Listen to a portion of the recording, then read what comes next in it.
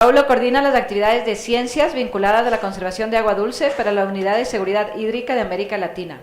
Su trabajo en este momento está enfocado al apoyo a proyectos vinculados a fondos de agua.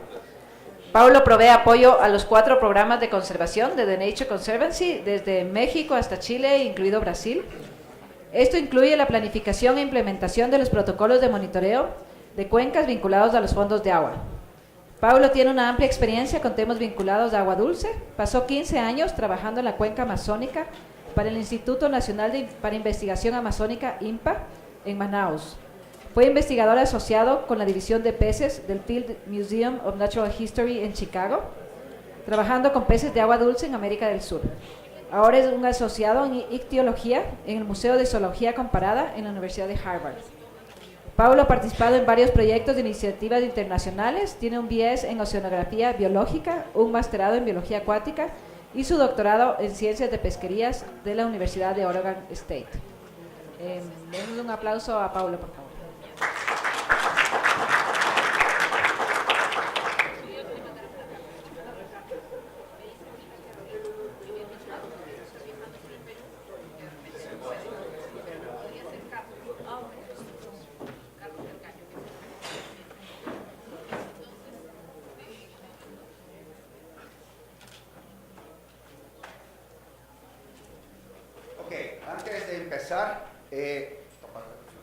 Antes de empezar, unas reglitas. Hablamos las 5 presentaciones una detrás de la otra, sin interrupción, y hagamos las preguntas al final.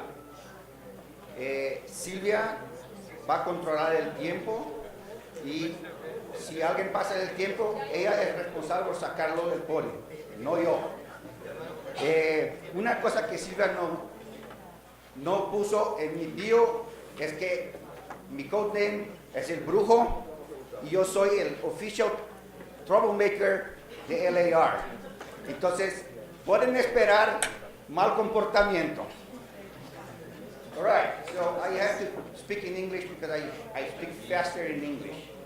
And so I'm creating hell for the translators. The objectives of this session are how to develop comprehensive measurements and monitoring for water funds, which includes baseline monitoring structure, cost effectiveness analysis, impact evaluation, objectives, and performance evaluation. So we have an hour and a half, and it will be a blitz through monitoring in the water fund.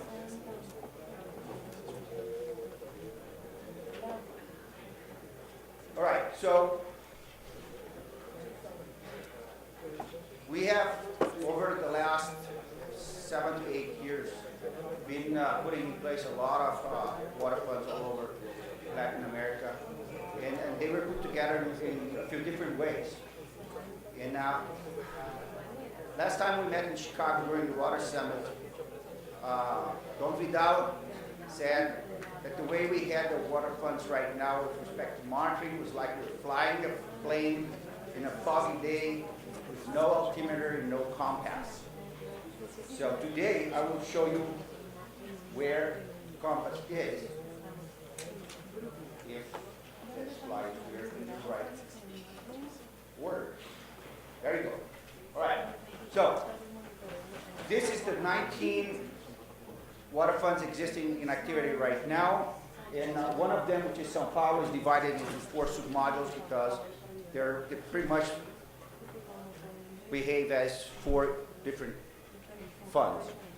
You can see there everything that's in green is where we have systematic monitoring going on. Everything that's in red is where we don't have anything going on, and everything that's in yellow is baseline or partial development. We have made quite a bit of progress in terms of completing the designs of monitoring, but we still have a few areas that we really need to improve. One of them is installed capacity. We still have a lot of lack of capacity installed in several of the funds, especially if we're doing the operations. We have concentrated ourselves in climate data and flow data. Those are sort of the core information that almost every single fund is looking for. And in parallel to that, in terms of conservation values for us at Nature Conservancy, we're trying to bring in the components of aquatic biodiversity and terrestrial biodiversity. But as you can see there, there's very little green in those two components, which we really need to kick up into high gear. Now, back to the basics. There are water funds, and we have to look at the components of water in the watersheds. So I'm going to talk about how to, sort of general rules on how to design the monitoring programs. Bert is going to be talking about surface runoff. Jürgen is going to be talking about the underworld. Jenna is going to be talking about evaluation, and Claudia is going to be talking about return on investment. First thing, message number one. For each complex problem, there is a solution that's clear, simple, cheap, and wrong. Period. Message number one. There is no free lunch. You get what you pay for. So, the funds, they need to center their monitoring into the objectives. And the objectives have to be concise, well-developed, and very clear so that we can design the monitoring accordingly. If people come to me and said, what's the minimum infrastructure you need? Because I only have this much money, I said, this is what you're going to get. But don't ask me for more later because we can't get there. So the design of the monitoring has to be absolutely in synchrony with the goals and the objectives of the funds. For this, the most practical way of doing it, and probably the best, is be smart, plan really well.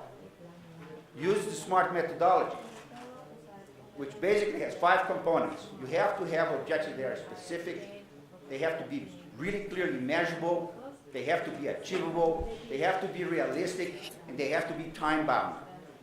If you get those 5 in order, you will be able to design and develop a monitoring program that will be easy to put on the ground and will hopefully respond to the questions you're asking.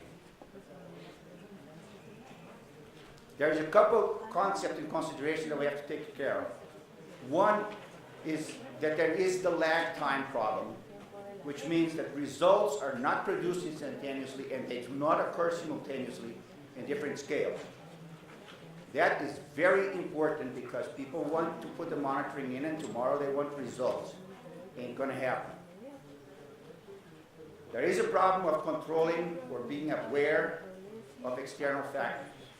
If we do not understand the measures by which activities that are not related to our work contribute to the observed changes, we are in trouble because we will not be able to explain what we're seeing.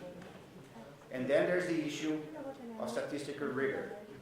The monitoring has to be designed so that it allows us a number of comparisons and the capacity to make some inferences. Message number 2, keep your targets in sight all the time. Make sure you have your objectives in focus all the time.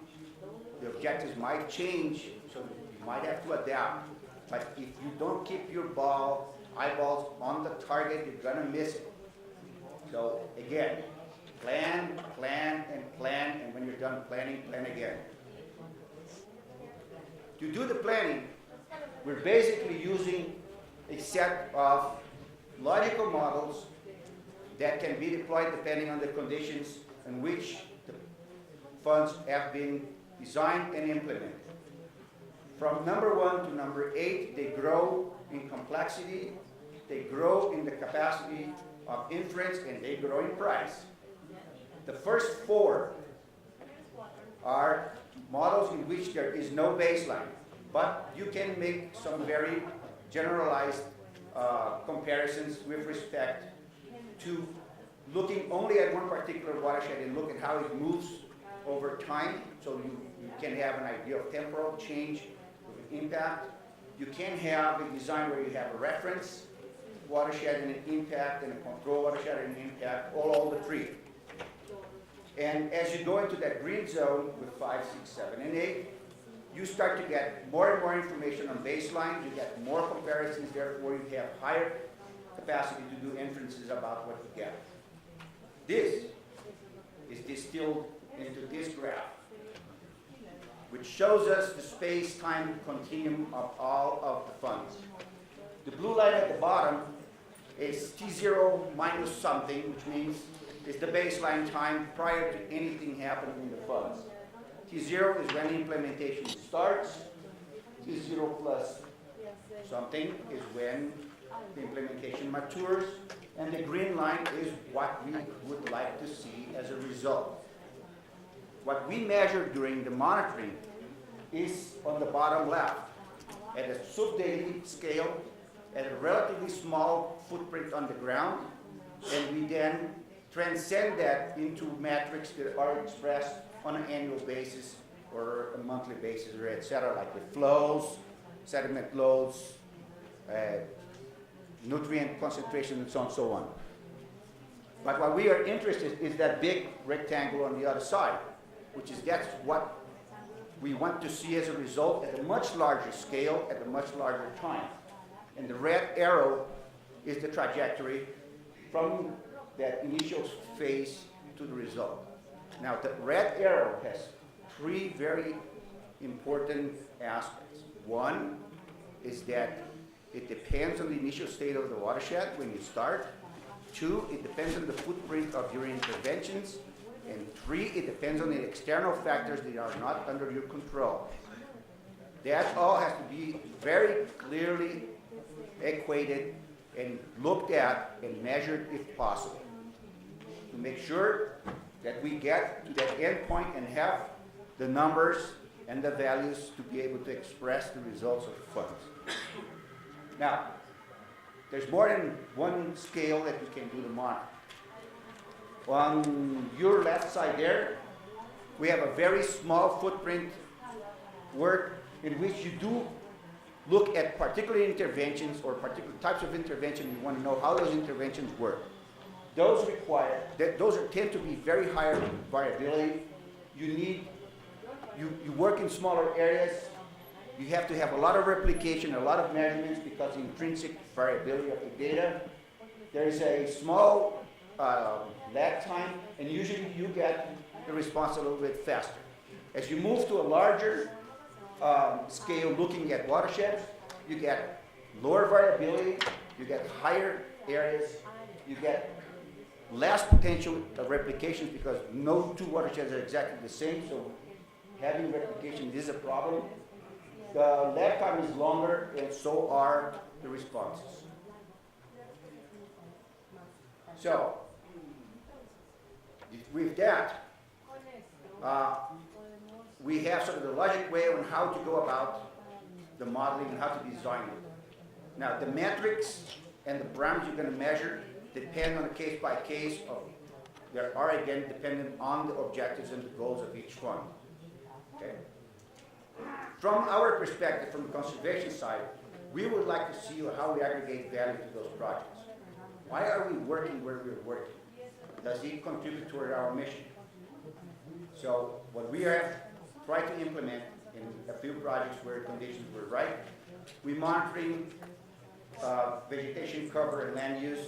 We monitor the terrestrial fauna as indicators. For example, we've been using birds and the plant biodiversity in forest plots where we have doing the reforestation. We monitor the condition or stability of the streams, and we monitor aquatic fauna.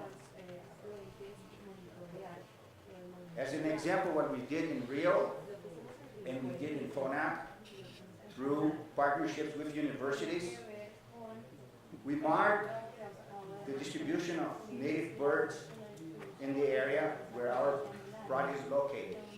And this data gave us really, really neat signal that our restoration plots are working really well because species of birds that only occur in mature forests after 5 years, are starting to use our restoration plots on a routine basis, which shows that our corridors that we aim to reestablish are already starting to work at a very early stage. In FONAP, with Universidad of San Francisco and Andrea Canada's team, they did a whole bunch of analysis looking at the vegetation of the Paramos prior to the onset of the work in some of the management areas of the fund, to look at how that will change over time. And again, there, we can clearly see Paramos where FONAP is in place, that the faunistic and the floristic biodiversity that is there, it is representative, it is an important component of that area of the Andes.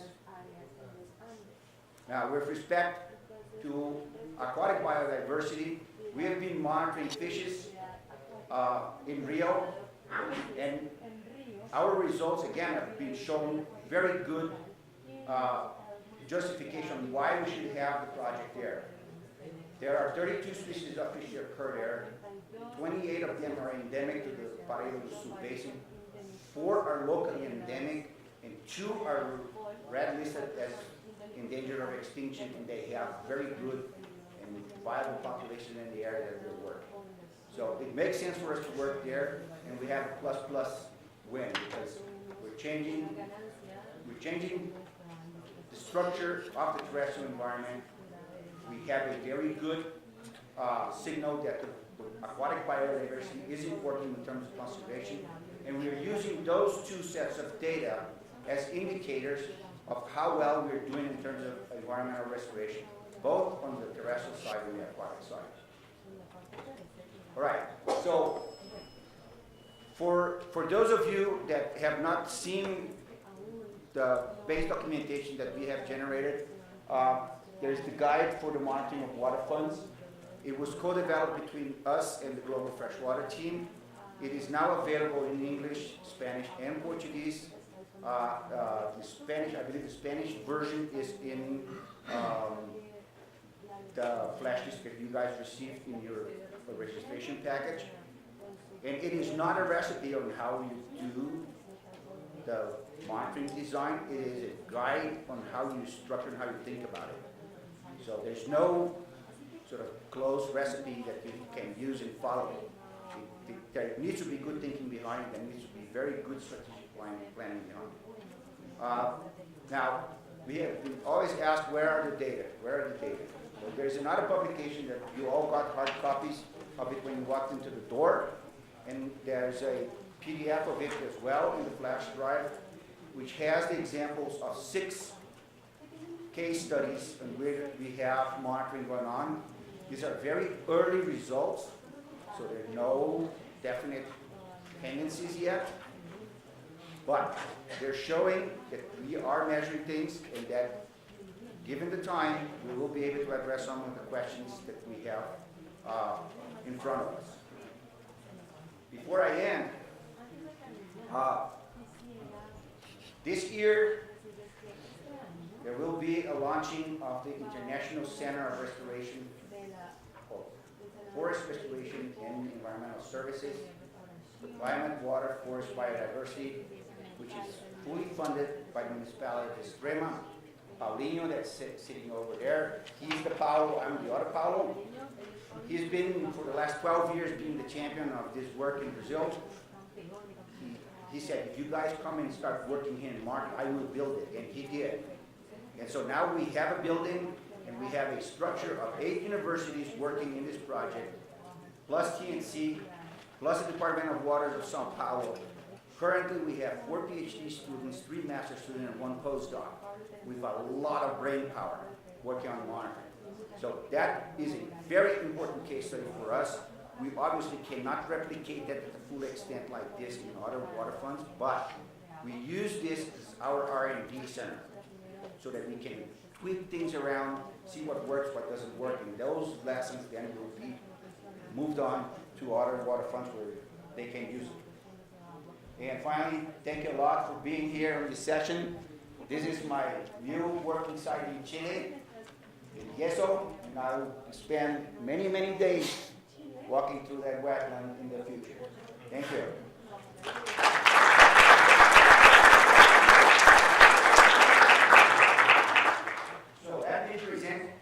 important speaker of today, Dr. Bert Testier. He is the Technical Secretary of FONAC, the Waterfront of Quito. He has more than 20 years of experience in the tropical Andes. For more than 10 years, he has worked in academia at the University of Cuenca in Ecuador, where he helped establish what today is consolidated group investigation on water management and with an emphasis on Andean hydrology. Bert has a lot of experience working in the Paramos. He helped set up the group Conservancy. He has worked for Conservancy in Lima, giving help to the Ministry of the Environment in Peru and the regulatory agency SUNAS for potable water. He designed and helped design and implement policies that are related to ecosystem services with Forest Alliance and the Swiss collaboration. Bert has a PhD in biological science and applied biological science, a master's degree in water resource engineering, and an undergraduate degree in civil engineering from the Catholic University in Belgium. So with that, welcome to the podium, Bert, and go for it. And by the way, if you have any questions about water in the Andes, to me, there will be no comments. Ask Bert.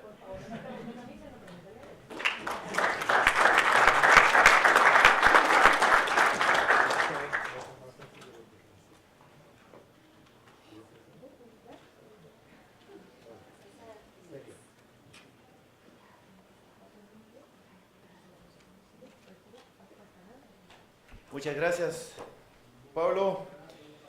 Para mí un honor participar de esta sesión. Si no me equivoco, soy el único secretario técnico de Fondos de Agua que habla en este evento. Creo que quería empezar con una historia sobre el tema de monitoreo que es relativamente nuevo, ¿no? Y también para FONAC es relativamente nuevo. El FONAC, como ustedes han escuchado en algunos momentos en este evento, el fondo, el primero, el más antiguo, ya tiene más de 15 años, pero también para FONAC el tema de monitoreo todavía es bastante nuevo. Vi que en la tabla de Pablo aparecía como que el diseño de monitoreo de FONAC completo. Creo que no estoy de acuerdo, todavía estamos completando. Pero el tema es todavía nuevo. Creo que tenemos todavía mucho temor. En mi caso personal como que le he perdido un poco el temor, pero también no es más de 2 o 3 años que le he perdido el temor. Cuando